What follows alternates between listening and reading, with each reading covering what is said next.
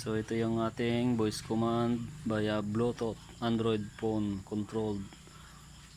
So ito yung group namin, Full Wave Philippines. Shout out sa mga kagroup natin dyan. So i-connect muna natin via Bluetooth kay Phoenix, ang pangalan ng aking motor. Your phone is now connected to your motorcycle. Ayan. So voice command tayo agad. Ignition switch on. Ignition switched on. Ayan. So nag-ilaw yung kanyang speedometer.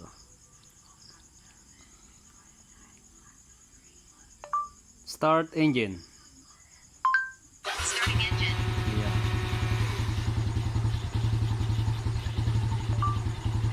Open.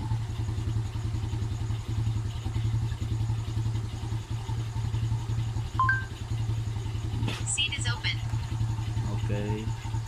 Kasi balik natin yung kanyang seat kasi wala pa yung kanyang balik-balik.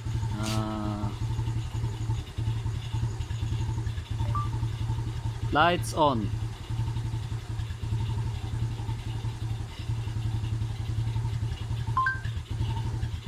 Light is on. So nag-on yung ating ilaw. Mini driving lead. Ignition switch off.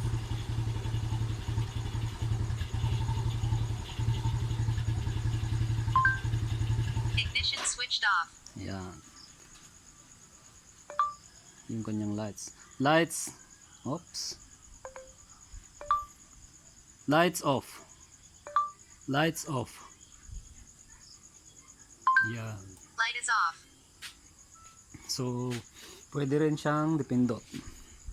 Ayan. Kung nababagalan kayo sa kanyang voice command, pwede rin dipindot. Ignition switched on. Ayan. Ignition switch done.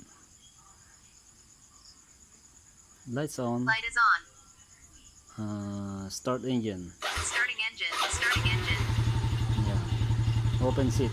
Seat is open. Ayan, patayin. Light is off. Ignition switched off. Okay. Disconnected. Disconnected.